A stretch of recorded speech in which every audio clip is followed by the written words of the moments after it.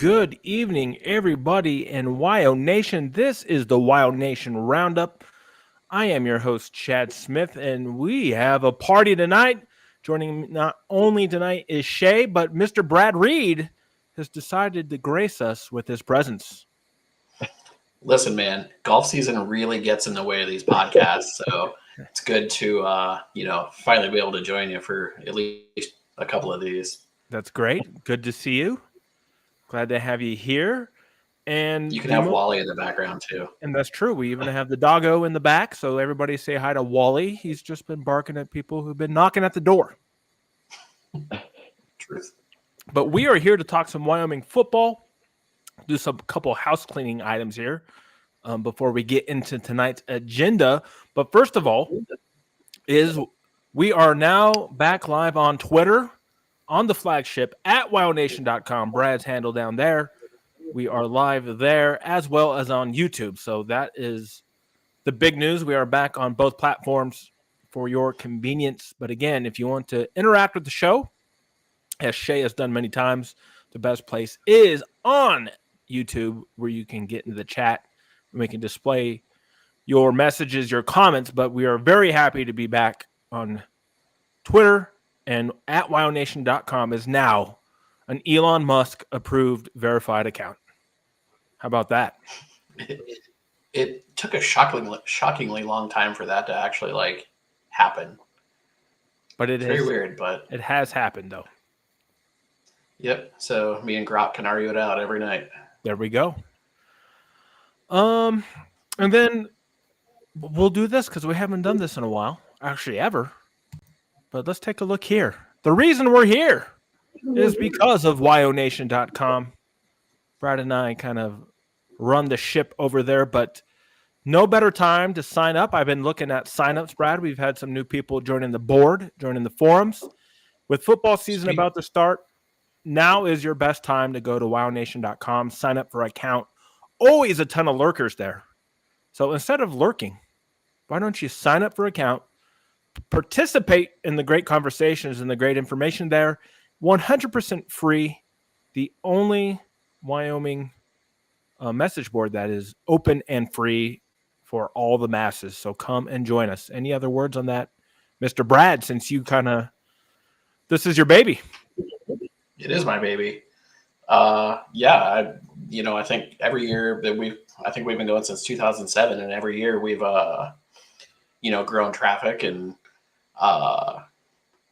kind of kept that offline or online discussion going after a couple other message boards shut down. So we started up, and we've been going almost since 2007. So good time to join and get in on the football season. Occasionally we get some lurking fans out there from other schools, which is good and bad, I guess. I don't know, but and that's where you're going to catch all of our content now, is right on the forum. We'll be doing these video casts, obviously, and we've got a few ideas in mind for future podcasts and guests and whatever. And I think I've got at least a few blogs planned for this year already. A weekly blog that'll probably drop on Mondays or Tuesdays. I haven't decided yet, but we'll be doing that. And Chad's always got some statistical nuggets he likes to drop on the world, and it's should be a good football season to get in and join. Yeah, so you can see there we got the Cowboy and MWC football forum. But if you look on the bottom there where it says WyoNation blog, that's where you can find all our articles. And then mostly right now in this new format is the post of these very streaming videos. So you can check that out. So head on over to WyoNation.com and see that. And we will go ahead and kill that, bring you guys back onto the big screen.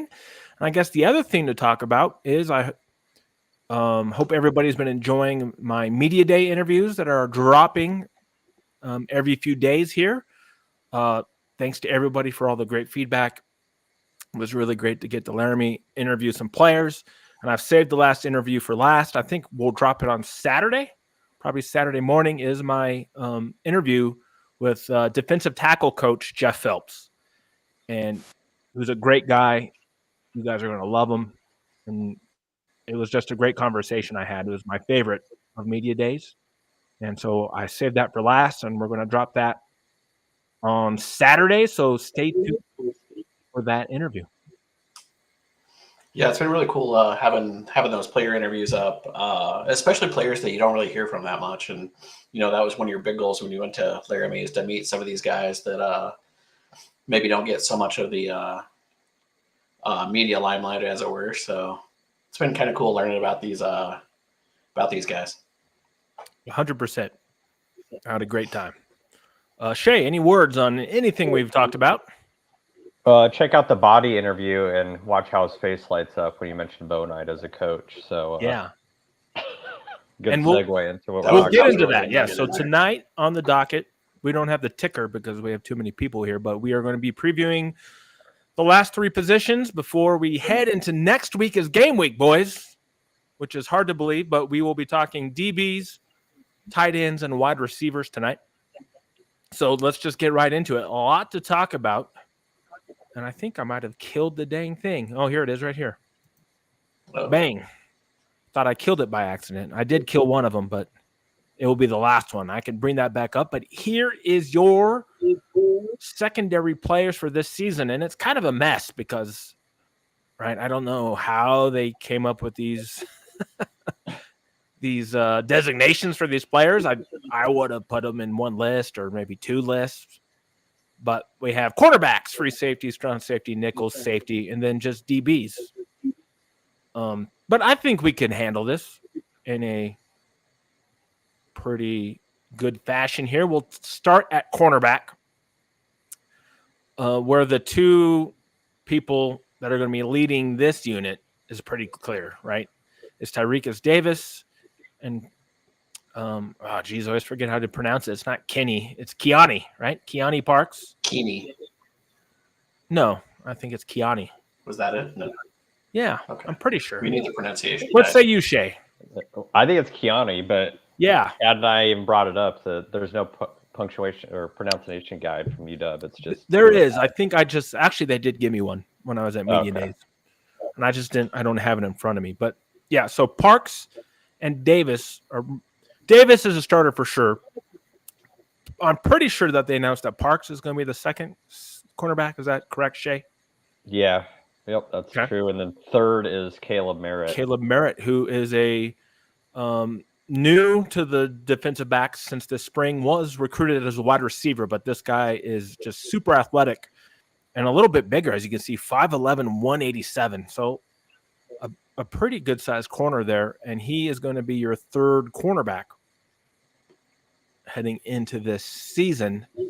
I guess just both of your guys' general comments on these three cornerbacks, and then who else we might see playing there at corner position. I mean, kudos to Benny Boyd here, because now you have a running back and a wide receiver. That's true. Rotation. And good for the coaches for finding those diamonds in the rough. I think Ian Bell is probably your third guy if he's not hurt, and then you'll probably see Naz Hill on the field. But I don't know much about Isaac Sell. I know he's a Wyoming kid. I don't know if he was a wide receiver. They moved him over there, or if he's just there. They haven't really spoken much about camp about him. Yeah. It'll be interesting to see when the depth chart drops on Monday to where some of these other guys go. I have obviously Davis. You have 100% confidence in. He proved himself. I think Parks played enough last year and he's made enough strides where I'm pretty happy. But in terms of depth with this cornerback position, that's where I'm concerned the most. I'm kind of surprised that they didn't go into the transfer portal and bring in another experienced corner. And I'm sure they were trying. Maybe it just didn't work out. But this group, I'm pretty concerned about if we get an injury to one of these top three guys, because we don't really know much about who's behind them. But that is also an opportunity, right, for somebody to step up that we never heard of, which you see all the time in college football. So, Brad, your thoughts on what we might see from the cornerbacks? this is a young group, and I think that Arizona State's going to come out and present a test for them almost immediately, and we'll find out how well they've been coached up. Yeah, I'm with you. There's some concern here for sure. Just on sheer just playing time, and I don't know. That's a scary list to look at. I think they're probably talented enough, but getting that game experience, it's going to be trial by fire for a lot of them. No doubt. Anything else you'd like to add, Shea? Yeah. I mean, I think Arizona State's going to come out gunning it. I don't think Arizona State's going to be their biggest test. I think a team like Idaho or BYU will probably be a bigger test for that. Arizona State's just got too many. I mean, the spring game, you can go watch it, and the quarterback can't hit anything. So, who was their quarterback? Yeah. Yep, and the Michigan State transfer won that battle. He did. Has announced as their starter, and he played a little bit last year. He's mobile and can throw a little, but we'll get more into him next week as we preview the game. But there are your cornerbacks. Moving to safety, right? I think we're in really good shape there. Obviously, Eckler and White have a lot of experience, and I wish I had the chart in front of me. They all have like a lot of starts under their belts. Backing them up is Andrew Johnson, and then Rook Brown can slide in there as well, even though he's kind of listed there at the nickel. But safety-wise, right, we got two seniors. They've seen it all. I think we're in really good shape at safety this year. Did we reincarnate David Leonard? We did. Okay, just checking. This is another David Leonard, yes. I don't know. Could I think they're still looking for a guy. Yeah, I think they're still looking for a fourth guy. I don't know who that's gonna be. Yeah, I think McIntyre is developing pretty well from what I've heard. Yeah, and he's a bigger safety, which would be kind of nice to have with some of those big tight ends that are around the league. Yeah, for sure. So, yeah, safety I've never been worried about. I mean, they always find a way. They do have a new coach this year in what's his name? He's one of the Perinos? Is that it? Yeah, Jason. Yeah. Jason. Who was here before. He came back. So, again, he'll keep that train rolling, I have no doubt. So you have Wyoming native Andrew Johnson from Cheyenne, White, Eckler, Rook Brown can slide in there, so can Singleton. Basically, Brown and Singleton are both safeties, kind of marauding at that nickel spot. And we'll see what the depth chart looks like there. I'd imagine it sounds like Rook Brown's going to nail that down, but it depends on some of that linebacker stuff. Like Shea believes that Eller might kind of fill in that role too, depending on, down and yardage and all that. He played safety in college too, so he's a two-way guy. I mean, stop where you heard that before. You have a safety now playing linebacker at Wyoming. So, oh sure. And then you look at this list of safeties, where they don't know if they're a free safety or a strong safety again, which is weird. Right, these guys are all freshmen, redshirt freshmen. Javon Davis is a junior. I don't know. Is he like a transfer or a walk-in? Yeah, transfer from Black Hill State. I think he's a Casper kid. Okay, so he's really a non-factor. I got you. But one of these guys is very highly decorated, and I'll let Shea explain it. Oh, Blaine Bryant. He's actually a 4-star recruit out of Ohio. Got upgraded. Missouri, I think, right? Oh, yeah. Sorry, Missouri. Yeah, he's I was looking at it. I was like, who is this kid? And if you look at 24/7 recruits or whatever, they had him like as one of the top 5 recruits Wyoming's ever landed. Yeah. So he actually played running back mostly in high school. And I don't know how he's not a running back because Shea and I was looking up his stats. I think he rushed for like 2,000 yards and had like 20-something touchdowns. And I'm like, how are we not playing this kid a running back? But they moved him to safety. And I haven't heard much about him, but he may have a chance to play right away, at least in the rotation, just based off his being a 4-star recruit. Yeah, special teams especially. But then you got Mike Purcell's nephew just below him. Does he break into the lineup? Yeah. So, again, a lot of defensive backs there, 24. But as long as we stay injury-free, I think they're going to be in good shape. But that is a big if. Safety, I'm not worried about. Wyoming has always found a way to develop safeties. It's just crazy, the train they've had since the bowl era, I guess, right? And we're using the same defense. His son is still running the ship, so I wouldn't expect much to change there. It's just, I think, looking at this group, cornerbacks is where you should be the most concerned. I think we'd all agree. Yeah, Aaron Bowles going to be in the he's going to be in the box for the games. He's not going to be on the sidelines either. Okay, no, that's a good question. I was thinking about that. Let's kill this for a second. Nope, that's the wrong one. There we go. Yeah, I was going to ask when I was there if Jay Johnson, where he was going to be. I don't know if that's been announced, but that's interesting to know that Aaron's going to be in the box, which usually makes sense. Most defensive coordinators are in the box. But actually, some of the big ones are on the field. Yeah, it's just a personal preference, right? Remember, they got the headphones now, so he can talk to. True. Talk to Shea. So and that is a big thing. The new rules in college football, in case you did not know, they have actually entered the modern age.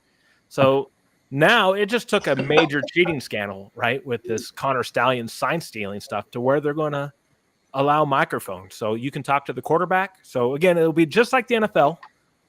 There'll be that green dot on one side of the ball for each team. And you can talk to the players up to, is it like 15 or 20 seconds on the play clock? Yep. Or 10 maybe. I don't know. But there's a time. It's just like the NFL. So that's a huge step forward in terms of communication. So we don't have all these stupid signs, right? We don't have to have, your sign with like SpongeBob and then a horse and then it's right. As entertaining as they were. They were very should have addressed entertaining. him. Yeah, chicks in bikinis. Some schools try to get people distracted. Now they got tablets too, or You should- Surface Pros. Yeah, But he is the recently employed Connor Stallions. that's true. He's been picked up by a high school team or something. He's like a defensive coordinator for a high school or something like that. Yeah, He might be the best coach to ever coach high school. maybe. Yeah, they're going to have a good film study. That's for sure. And then the other thing coming is the 2-minute warning. He's going to It's get coming to college by football Ohio this State. year. Yeah. Right. So helmet communication and the 2-minute warning are your big things coming to college football this year. So don't be alarmed when you see the 2-minute warning. And then it's really going to be interesting, the helmet communication. It's going to be more like the NFL every day. It is. So there we are with that. Let's do tight ends next. We'll save wide receivers for last for obvious reasons. Let me bring up the tight ends, boys. Kind of a small group, but really what? 1, 2, 3, 4, 5, 7's enough, obviously. Right. The conversation ends and begins with JMG, who I don't know if you guys saw today. The Mountain West dropped a top 5 tight ends in the Mountain West Conference. And rated number 1 was your John Michael Gillenborg, 6'5", 245, a junior out of Kansas. I'll just say this, and then you guys can have your conversation. If he doesn't have 50 receptions this year, Wyoming is doing something completely wrong, because he's by far their best receiver when you combine wide receivers and tight ends. And he's going to be available just because the way that he plays football with his physicality. Yeah, Wyatt Eckler had an interview recently, and I guess they get pissed playing against him because if the ball gets anywhere near him, he's catching it. Yeah. And that's why I'm saying if he doesn't have 50 catches, something is obviously wrong. Last year, he only had 23 catches. We have to double that this year. Well, easily. And I think he has a chance to. A year Sante with 23 catches. Like 15 of them were touchdowns. So Yeah. So, I mean, use him, and it doesn't have to be long, right? Tight ends, you can use dump offs, even 4 or 5 yard patterns. He's going to turn a lot of those into 10, 15-yard gains just because he's impossible to tackle. Just look at what like the Patriots have done over the years or did over the years with like, a Gronkowski or Aaron Hernandez type player or, there's a lot of ways to use a tight end. Hopefully. Huh? Yeah, without the murder. We have to be very clear. We are an anti-murder podcast. Yes. But, you look at that list right there. The only other tight end that had any stats last year on that list was Nick Miles, who had 1 reception. Yes, and Savell has mentioned Nick Miles by name, saying that he's going to be playing a lot and they like him as a receiver. And then I guess the other name. Big he is. 6'5", 250 is a big boy. I mean, he's bigger than as a horse. Gillenborg. So I don't know how athletic he is. We'll have to see. Isaac Schoenfeld's played a little bit too as well. And then the other one is this junior, 6'6", 235, Clay, is it Nanke? He is a transfer from the Sheep. So he has seen the light and has decided to make his way up north. So we welcome that. There's a video of Nick Miles on the Wyoming football Twitter running down the field. I don't know who the safety was, but he was getting ready to do a stop route and just ran over the safety and did a stop route after running him over. Okay. But I don't know if you're playing safety. Yeah. Well, imagine playing safety. There's a guy 255 coming at you. Just mows you over and then catches a ball. So I guess the question is, we're in great shape there with Gillenborg, Miles. Enough guys have played. I guess the question is, how will they be used in this new offense? Shea, do you have any thoughts? Do you think it will be drastically different than what we've seen? I would go back to the Hawaii game last year where Wyoming opened it up with Welch and Gillenborg. And when Welch was covered, Gillenborg was wide open. And then they just dump it off. And I mean, that touchdown he took to the house against Hawaii, just let the guys get in space. It doesn't have to be anything sexy. But one guy we're leaving off the list now that the positions have changed is probably Driscoll. You'll probably see Driscoll and probably Sam Scott in the tight end position. Maybe. Yeah, so I asked Driscoll about that. I asked Driscoll about that, and he was he didn't really quite answer the question. So maybe you might be onto something, because I said, hey, are there going to be some opportunities for you here? Maybe lining up at different places than fullback. And he was like, I don't know. Yeah. So we'll see, but I think you could be right. It might be good to see those guys kind of moving around, and we'll see. That's the whole beauty of this, right? Is we don't know what it's going to look like. I still think that it's going to look more like Jay Johnson when he was at Louisiana, which is my hope. That'd be great, because that was a very good offense he ran there. Run heavy, but when they passed the ball, they were very, very efficient. Yeah. Nick Miles is a good blocker too. Gillenborg may not be the stronger blocker, but if you put Nick Miles out there to block, and that's where he's keyed teams in last year. They would put out those 2 tight ends. You're like, oh, I know these 2 tight ends are only out there for blocking, but Nick can block and catch. So you're like, oh, now you got a double threat. Sure. So. Yeah, you don't want tells out there, because there's many teams we knew, right? If player X is out there, people are scouting this big time. They know that, okay, if this guy's out here, 95% of the time they're running the ball, right? Because that's all he does is block. So especially with tight ends, it's great to have those two-way players. And we'll see what happens. Someone might surprise us on that list. Hopefully it's Schoenfeld. Get a local kid in there. Yeah. But yeah, Gillenborg is really excited to be back. He's only a junior. And he's getting all these plaudits. So I just hope that we use him properly. But again, I think 50 catches isn't out of the question. That's just a little above 4 a game on a 12-game schedule. I mean, you have to find a way to get him the ball at least 4 times a game, right? Jay even came in and was watching tape and was like, how's this guy not getting the ball every snap? I think he did say that. Yeah, that's good. And he was probably saying the same thing about Asante, right? Last year. Or even Bull was like, oh, I probably should have gotten him the ball more. Yeah, you think? The guy who scored like a touchdown every 4 catches, yeah, he might be a good guy to throw to. Oh boy. Gonna need to see your sources on that. Yes. So, all right. So, I forgot we've been doing grades on all these. Let's do our grades and then we'll move on. DBs. Let me think here. Safeties really solid. Starting level corners, I think very solid. Depth is a question mark at corner. So I don't know. Maybe like a B- or a C+ on the DBs. Just because of the depth issues. I don't know. You could even go a solid B, I suppose, because the safeties are so solid. Your starters are solid. It's just what comes after them at cornerback. What say you first, Brad? Your grades on DB. I'm gonna say C+. Okay.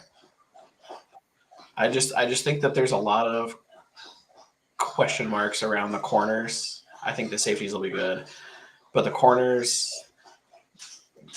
if they pass their first test, their first test at Arizona State, we can easily upgrade that. We'll have to do a post-mortem on that after a couple of games, but yeah, I think a C+, C+, somewhere in there for right now. I think we'll just stay right there. Okay.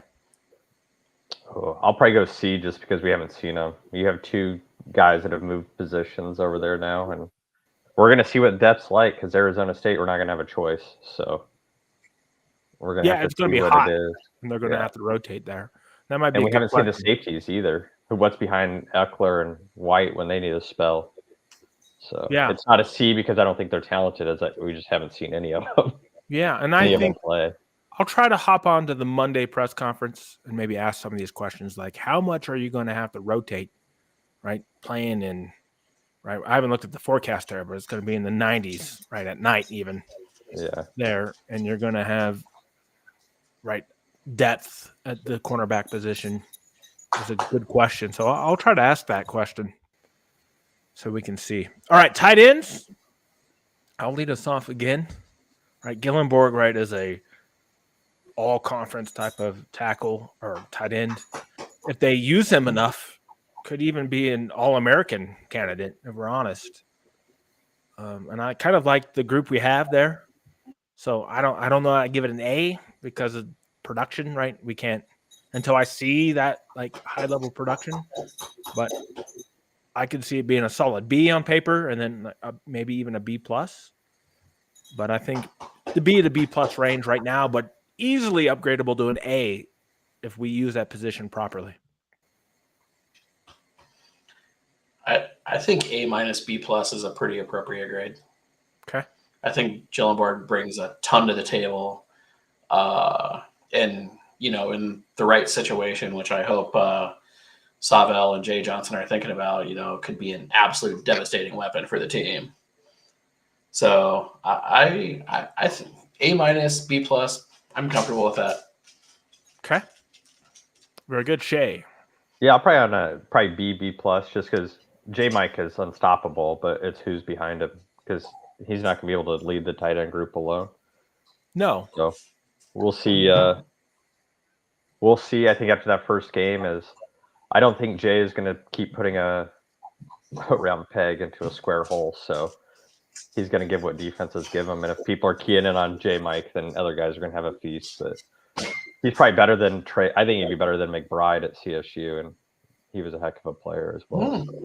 Okay. Yeah. No. McBride was very, very productive at college, obviously. Did you forget how good McBride was? No, he was awesome. A beast. Yeah. Yeah.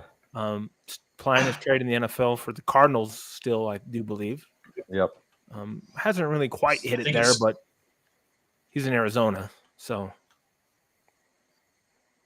Well, Wyoming still got a tight end in the NFL, Hollister. He's still playing. So he is. Yeah. Really? Who's he with? Panthers. He's with Panthers. He's with Carolina. Yeah. Okay. Yeah. That's great. Hopefully he makes the cut downs. Yeah. And we'll be tracking that too, right? This is last week of preseason for the NFL. So we'll be tracking what Wyoming former Cowboys make NFL rosters. I was going to say, hopefully Brian's got his eye on that like he usually does. Oh, everybody does. And so that is another good example of the great information you can get on the WyoNation.com forum, right? Is stuff like that. Weekly posts from guys who track some of that stuff. So again, head on over to WyoNation.com. We will see you there. And welcome to everybody watching on the stream. If you are on YouTube, say hi. In the chat, you have questions. If you want to give your grades, chime in. We can see your chats. Or I can see your chats anyway. Shea and Brad can't, but I can. So send them on in. And now we get to the part where I may have a stroke. Talking about this is the wide receiver room. Oh boy! All right, let's bring it up. And it's no problem with these guys, right? There's not a problem with the players. It's just, but it's time to let it go, right? We're turning the new page. We have a new offensive coordinator. We have a new head coach. We have the same wide receiver coach, which I think is a major problem, but we do have a new assistant wide receiver coach. And as Shea mentioned, yes, when I asked Devin Body Jr. about Javon Bonight, man, he was like excited as all get about what this guy is teaching this room. So I do have hope because Mike Grant obviously hasn't coached these guys properly, right? I have wrote about the wide receivers in the passing game more than anybody in the past 10 years in the state of Wyoming. And so having Javon Bonight, who's been, right, he's been at Texas Tech, he's been at Oregon, he's been in the SEC, to come in and teach these guys, you can tell that I think you're going to see a big step up. And I hope Javon gets the credit for that. We'll see. But Devin was certainly excited to be being coached by a guy who not only can say, hey, this is what you need to do, because not only does he know how to do it, he's done it himself, right? Javon was on not very good teams, and he was a one-man wrecking crew. Oh, yeah. And he's not that big of a guy. Yeah, you know. It wasn't fast, wasn't big, but wasn't super fast, wasn't big. He was just a very good technician. And I think if I remember the interview well, right, that's what Devin said, is that he's really focusing on the details. So this wide receiver room, Shea, I guess you saw some quotes from Coach Salvell. We'll drop this and we'll bring it back up. But what did Coach Salvell have to say about the wide receiver room today?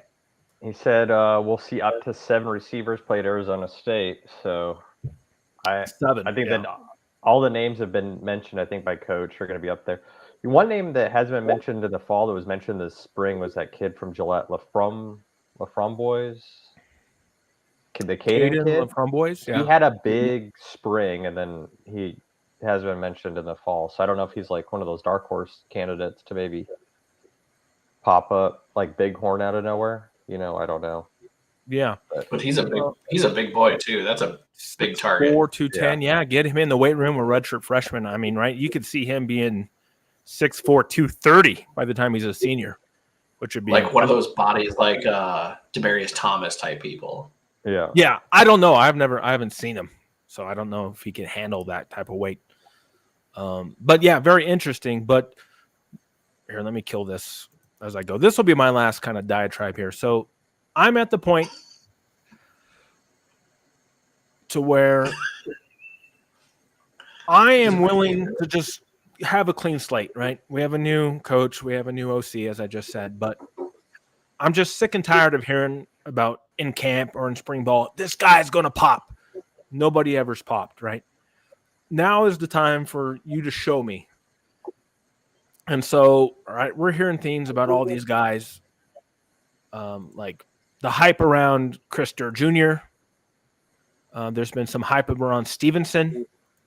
Again, right, I'm not going to listen to that because, right, when you bring this back up, I've heard when Jalen Sargent was a freshman, you heard hype.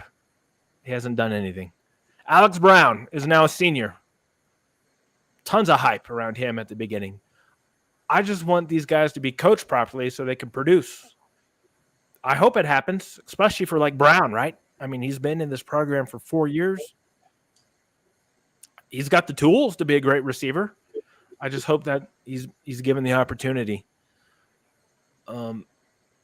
I'm to the point to where I don't want to hear anymore about these wide receivers are working hard, and I want to see production, because that's what you have to be graded at. This is college football, right? Where their goal is to win a Mountain West championship. Well, then you have to be functional in the passing game, and you have to have functional wide receivers. You can't be walking on or relying on walk-ons to come in and save you every year. You got to start coaching these guys up. And so having Bo Knight, I think, is going to improve things a lot. But yeah, I'm really frustrated with the wide receiver room, and I'm really excited to see, with Johnson and Bo Knight coming in, to see how that whole dynamic changes. What say you, Mr. Brad? Yeah, I as the person who has been largely on the receiving end of Chad's diatribes over the last 4 years, 5 years, 8 years, I can't say that I disagree with any of it. And that roster of wide receivers you had up there, the leading receiver coming back into that entire group is Alex Brown, who had 8 receptions for 106 yards last season. Yeah. And after that is Will Pellissier, who had 7 receptions for 79 yards the entire season. Mm-hmm. So, yeah,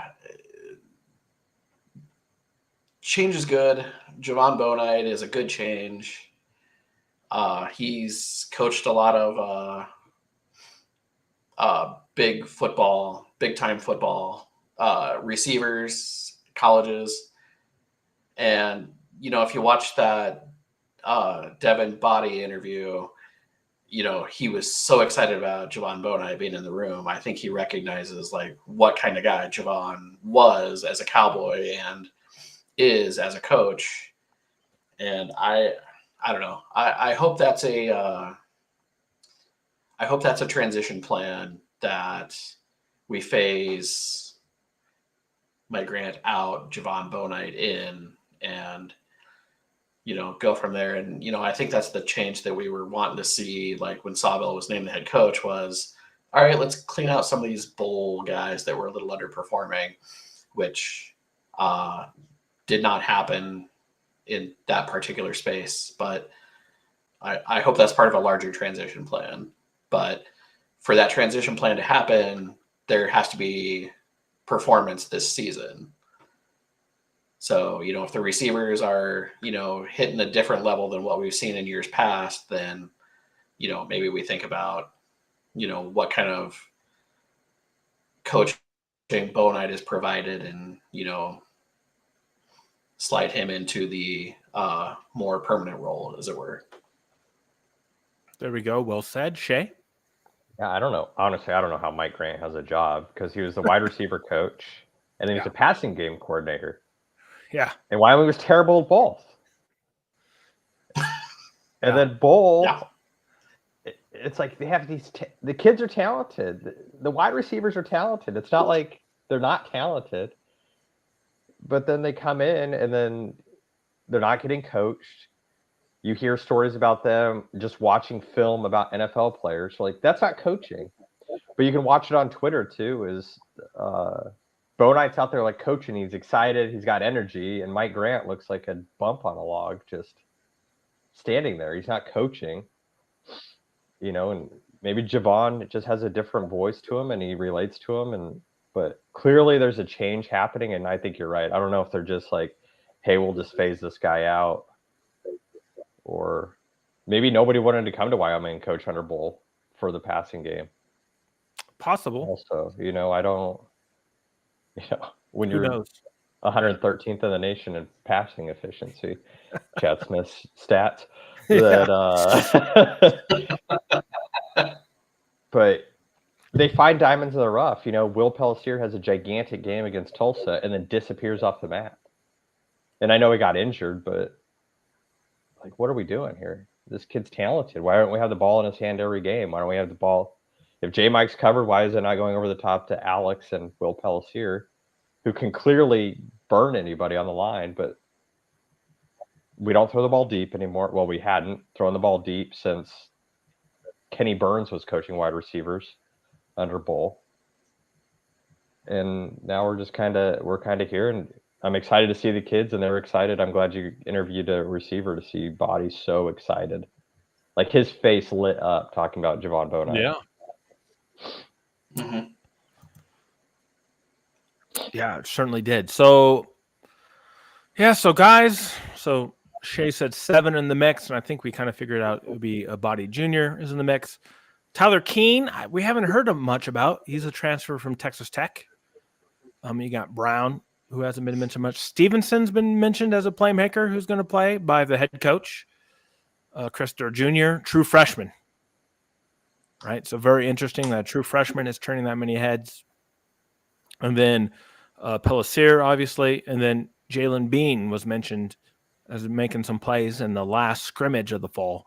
He is a JUCO transfer out of the Jayhawk circuit, which Wyoming used to have a lot of success. So I hope that we can get back into the Kansas JUCOs to pull some players. And again, I saw some film on him. He's a pretty physical wide receiver, 6'4", 203. So good to hear that he made some plays. But as I said, now we need to see something tangible here. And so I'm really looking forward to the first game to see what this new offense is all about. It may not be the best indicator, right? But it's going to be our first look. Yeah. The Jalen Bean kid played with I'm really excited about Sorry, bro. Oh, I was going to say, I'm really excited about Caleb Cooley. He's like built like I was in high school. He's probably way faster, though. Yes. Is he returning punts again, you think? I know that's what he used to be. He used to be like, the second or third string punt returner. Punt catcher, because we don't return punts under Bull. Yeah. And we'll see how that changes. That's actually a great point that I don't know if we touched on that in the preseason podcasting here. No. The fact that we didn't return punts ever. Like, I think we had 2 all season last year. Was it that low? Oh my God. I think it was. I'll look it up. You guys talk. We had 9. We 9? had 9 total. Oh, you just looked it up. Okay. Cooley had 8 for 34 yards, and Body had 1 for -1. Wow. Okay. So yeah, 9 punts the whole season. Like, return 9. That's pretty wild. So maybe we'll return punts now. No, I think you're right. I think Bull didn't. Right. He didn't want to turn the very ball risk over. averse. Yeah, exactly. It's all about risk adverse, very conservative calls. I want Hoos March back. I want Hoos back there. Bring back Hoos. Yeah, we'll see. I mean, that's a name I haven't thought about in years. We'll see. I mean, I don't know. Durr might be a good candidate for that, and that'll be in the depth chart. Will be fascinating to see. Well, like King can return punts too. Say what? Yeah, it's going to be interesting to see who kind of fills out some of these special teams roles in the skill positions. Oh, I was thinking like Tyler King. Like, that could be a possibility. Exactly. Yeah. The Jalen Ben kid, the quarterback he played for, was named a starter here in Norfolk State, so he's played with a talented quarterback as well. So that Garden City team must have had some pretty. I mean, in JUCO, he had like 250 receiving yards in a season as a freshman, which is really good. Impressive. Yeah, pretty impressive. So. Yeah, and he's at Wyoming as a walk-on, I do believe. He's not on scholarship, so Bean. Wyoming was in trouble. I don't think they were having a hard time getting guys because they were running out of scholarships. Mm-hmm. So I think they were all in on the punter, and then. After the spring game, everybody was like, "We need a punter," and then I think they were having a hard time because they were running out of scholarships. Yeah. So. And now this is the last year of the COVID stuff, so things should start clearing up and be more manageable and balanced there. But yeah, all right. Grades on the wide receiver room. I've gone first. I don't want to go first this time. Who wants to go first? I'll go first here. All right. I'm going to give him a C just because I have no idea. Yeah. I think the talent's there. It's not a talent problem. We've never seen a passing game, so I don't know what these guys are capable of. Is there guys that can have 10 receptions in their game? Probably. But we'll see. I was going to say B-, C+, and I'm with you on that. The talent is certainly there. I think there's a lot of great playmaking guys in that wide receiver corps, but we have no idea what we're going to see out of the Cowboys until Arizona State. No clue. So we'll be all tuned into ESPN or whatever channel that game's on, and FS1. FS1. We'll be learning on the fly, as it were. Very true. Yeah, I'm going to have to go with the C as well. It's because we don't know. I don't think, right, it's not a talent. Even Savell said that it's a talented room. It's just unproven. Mm-hmm. And that's where we're at. Could be highly upgradable, right? They could pop and one of these guys could hit and have like a 700, 800, 900-yard season, which I really hope happens. But Wyoming, an 800-yard receiver, Gillenborg's probably going to have almost 1,000 yards. Well, that'd be a lot for a tight end. I hope it happens. That would be awesome. Yeah. It needs to happen. And I don't know what the playbook's going to look like, though, either. They may keep it close to the chest these first couple of games. They're not going to open it up. Wait till they catch a BYU and then really open it up. Yeah, just smash it down their throat. Some random. Well, when Vegan's best called game ever was against Boise State, where Hollister had like 250 receiving yards. Yeah. Boise State could not stop the tight end screen. Yeah. They couldn't stop it. Yeah. Which is kind of ironic because I don't think Vegan calls hardly any pass plays at Montana State now. It's just like run with whoever he's got. Well, who would have thought? Where have we seen that before? If we think about it hard enough, we'll be able to put our finger on it. So I had this thought as I was out walking dog the other day. I was like, do you guys ever get nervous with, Savell and his offense coming in with Jay Johnson, that there was a lot of games that Wyoming grinded out? You look at like Missouri and Texas Tech and the bowl game against whoever we played back in January or whatever it was. Do you guys ever get nervous that we're not going to be able to like grind out a game like we did in those situations and just suck the will to live out of the defensive that we're playing against? Not me. That was the thing I really appreciate about Bulls teams is like the ability to suck the will to live out of a defense. Yeah, I like the no huddle so teams can't match up. And it doesn't have to be a Texas Tech no huddle. Yeah. Just, hey, I'm not going to let you. I like what we have going against you right now. And Savell said, I'm not going to run it 15 times in a row. But you go back to the 2016 border war, I think Wyoming ran 17 straight run plays on them. And you have Josh Allen and Tanner Gentry and Hollister, and you just break them with Brian Hill and Sean Wicks. Mm-hmm. And the running back room's too talented. You come to the fourth quarter and you're up by 2 touchdowns, or you're up by a touchdown. You're like, I just want to break them. And DJ Jones and Harrison Whaley and Sam Scott, who's gashing our defense for 50 yards, 56-yard runs. I can only imagine what they're going to do to other defenses that aren't even close to as good as Wyoming's. Yeah, no, that's good points. Yeah, I have no concerns because Jay Johnson was at Northern Illinois under Jerry Kill. He was at Minnesota under Jerry Kill, right? You know those teams, very similar to Bowl, but just that little more proactive to where you're a little more balanced, but they knew when they had a kill game, they would run it down your throat. Yeah, so that actually, if I had to think about this, I think with Savell kind of like running the ship, if we could be peak, like Northern Illinois, that's beautiful. That's Wyoming. That's Wyoming football, but with the ability to pass, and that's a great team. And you can do it. You have the talent to do it. And you say that. God, what was his name? Jordan Lynch, the guy that he was the quarterback for Yeah. Northern Illinois, and I guess that's what you're talking about, like peak Northern Illinois. Mm-hmm. There's probably a lot of similarity between Jordan Lynch and Evan Swoboda.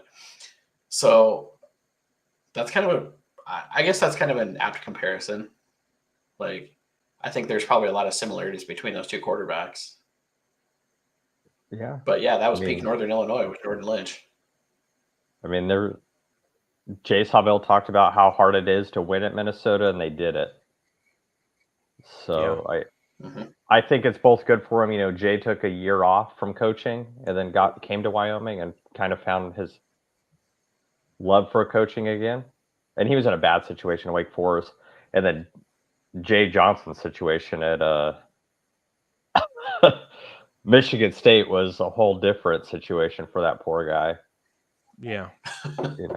So he's just trying to coach a team with players that would just wanted to play at that point. They weren't even their top guys. But I don't know. It's going to be, and maybe don't change it a lot. Maybe they just tweak the offense that they have because it's the players. When Bull came in, this is what makes me so mad where people are like, Colby Kierkegaard had 2,600 yards passing. Yeah. Under Bull. Like, why did we go away from that? What changed? Wild. Yeah. You had a 1,000-yard rusher and you had that much talent. All right. We have a comment in the stream. We have Rashawn Williams. Welcome, Rashawn. Thank you for catching us. Glad to see you. It's got a couple comments. Whaley's going to be out a while. That's right. We think Whaley's, we're thinking maybe 3 games at most, maybe 2 he's going to miss. Reading the tea leaves from the coaching staff. And do you think he comes back for BYU or they keep him out till North Texas? Yeah, that's what I'm thinking. Either of those games. And then he says our QB will surprise him. Let's hope so. Right? Let's hope Svoboda is ready to step up. But thank you, Rashawn. Welcome to the party. I did listen to Keith Kelly's radio today, and he has Ryan Thorburn on every Thursday. Yeah. I asked Ryan, and they asked him the question live on air, was DJ really pressing Harrison for starting spot?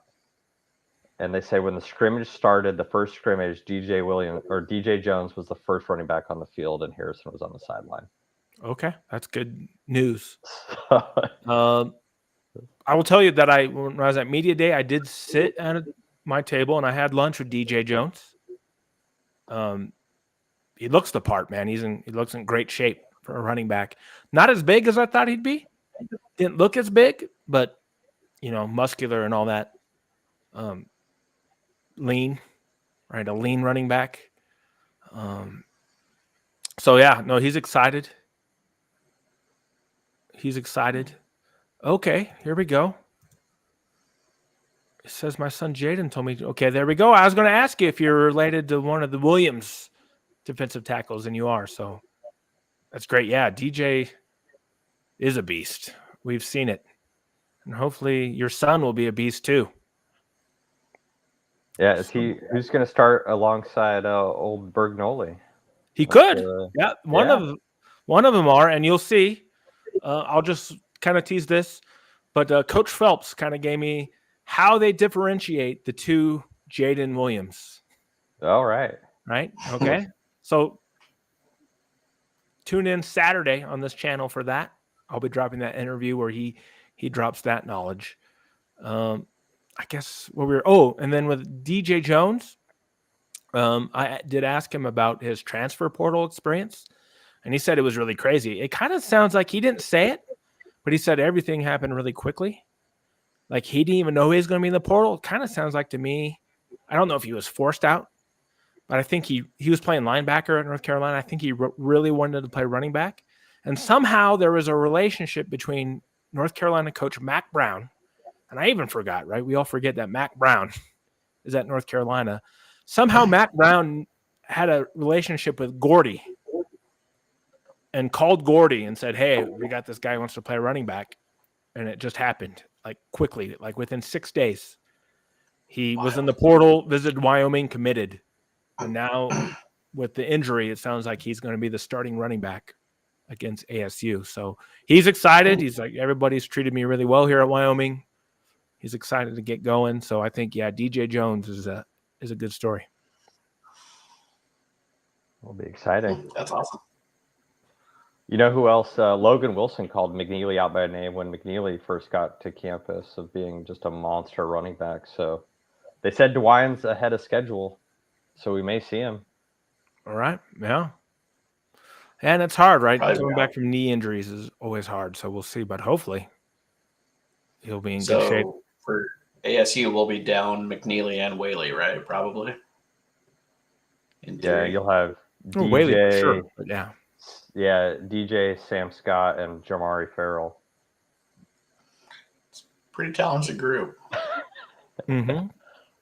Yeah, and we'll a have lot of college football teams that would like that stable. yeah, and we'll have next week to talk about that for sure. So yeah, just a little preview. So again, Saturday I'll be dropping that interview with Coach Phelps, which is great. You'll want to tune in there. Monday, we should have the depth chart dropping. I'll try to hop on to the press conference, ask a couple questions. After the press conference, after the depth chart's out, I will be doing a stream. Probably it'll be live, but you can catch the replay sometime Monday afternoon. I'll be taking a look at the depth chart. And then sometime next week, we'll be previewing the ASU game as well. So if the season is here, there's going to be a lot to talk about. I know everybody's excited. We at WyoNation are excited here for it. So yeah, any final thoughts, Brad? Yeah, football season for me is one of those very love-hate relationships. I like college football probably as much or more than anyone. And I watch many, many, many, many games, many at a time on a Saturday. The problem with college football is that means summer is coming to a close. And, when you live in Western Montana, summer or winter is somewhere in the neighborhood of 8 or 9 months long sometimes. So I really hate to see football season come along because that means summer's over and that means the bullshit is on its way. But I do love football. So, it'll be good to, be back in Washington Grizzly Stadium here in Missoula and catch the Grizz, but I'm annoying everybody around me as I'm streaming the Wyoming game, sitting in my seat too. So, yeah, it's football season, I guess. Cool. Shea. You got to move out here to Virginia, where football season just means we get a golf all the way till December there, Brad. And we live in college. Never live on the East Coast. We live in college football mecca out here. We got so many college football teams around here. I don't know what to do with. So so I think I told you guys last year, my friends and I, my friends are all becoming empty nesters. And so we're trying to knock off some of these college football meccas, one a year and just go travel to it. So last year we did LSU. This year we're doing Notre Dame. And we have talked about maybe doing a game at Virginia Tech, just because we think that seeing Enter the Sandman would be totally badass. Listen, people are missing out on the best part of that entrance. While the team, when the team's walking, it's the greatest experience ever. But the team walks from their training facility. You can see them walking if you're high enough in the stadium. You can see the team walking. And they're playing God's Gonna Cut You Down, and the fans are swaying to it at the same time as they're introducing the players. And then it goes into Enter Sandman. So highly recommend awesome. Night game. So the tailgating at LSU was just fantastic. It's everything you expect it to be, right? Yes. I kind of expect Notre Dame to be the opposite of that. So, like, if we were going to entertain like a Virginia Tech game, like it's probably somewhere in the middle, maybe closer to LSU, I would think, right? Yeah. Here's a good way to think about it. Virginia Tech's closer to Wyoming fans, and UVA is like BYU fans. So yeah, I could definitely see that. A Virginia Tech UVA game is a good time, but good luck getting tickets in Blacksburg if that's the case. But it's fun. The people are super nice, even if you're like an opposing fan. I went there because I want to watch Old Dominion play against them and root against my wife's team because she's a Virginia Tech graduate. So they were super nice. Everybody's super friendly there, and Blacksburg is just a cool town overall. So highly recommend it to anybody that experiences it to do it. Yeah, I think that'd be kind of a cool trip. We've kicked around that. We've kicked around going down through hitting one of the football stadiums in Florida, hitting a Dolphins game, then chilling the rest of the week in the Florida Keys. So also on the docket. All right, yeah. App State too. I've been there. Oh. I missed the chance to hit a couple of App State games the last few years, and I kick myself for not going because that place looks badass. Great time. Good fans too. Good group Oh of man, people. they're a blast to tailgate with. They came up to Missoula a few years ago, and they came rolling in with bottles of like homemade moonshine. Oh yeah. And there's like, here you go. We're just like, oh God, no. We're not built for this. Yeah. Well, great. Yeah. So again, this is the type of conversations we see on the forum at WyoNation.com, right? People talking about tailgating, going to places, tailgating experience at Wyoming. All those questions can be answered there. So yeah, let us know in the comments here, like where have you had some great tailgates? Where have you gone? Where should we go? I mean, I've been to LSU, as Brad said, pretty top notch. Florida too. The tailgating at the University of Florida is incredible.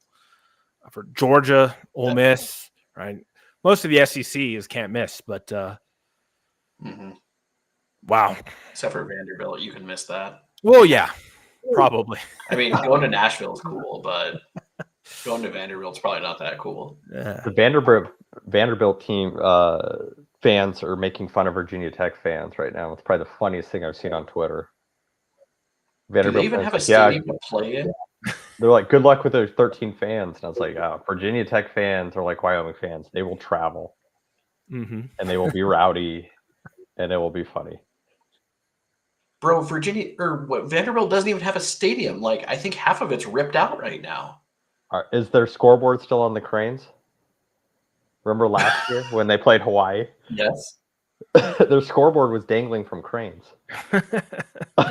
Yeah. I mean, Hawaii's used to kind of an experience like that, so it shouldn't have been too big of a deal.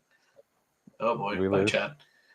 We lost Chad. The other tailgate I really want, or the other football trip I really want to do is hit Army and then swing over to Buffalo for a game. I think that'd be pretty rad. That's a long drive. Army Navy's in DC this year. Oh, that's really convenient for you then. Yeah, I know. I'm thinking about getting on the train, going up and seeing it, but it depends. I guess that'd be championship weekend as well. So Wyoming finds a way. Did we lose Chad? Is Chad dead? Maybe. Did we lose him? Maybe he was tired of us. We might have to riff here because I don't know how to end the stream. I think he's the only one with the power to do that. That's insanely funny. He got bounced out. Did his internet go out? He didn't pay the bills? Yeah, no, he didn't pay Streamlabs, or he didn't pay Spectrum, or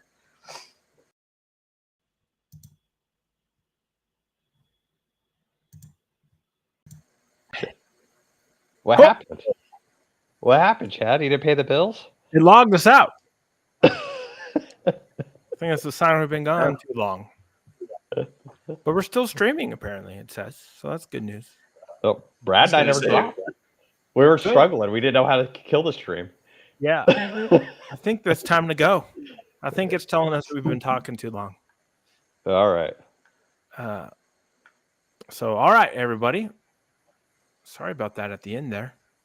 Don't know. Yeah, it like logged us out. And I was like, oh, boy. But yeah. So, again, Saturday, be on the lookout for a new interview for Media Day. Monday, we'll be talking some depth chart. And then sometime next week, we will let you know when the show to preview the Arizona State game will be.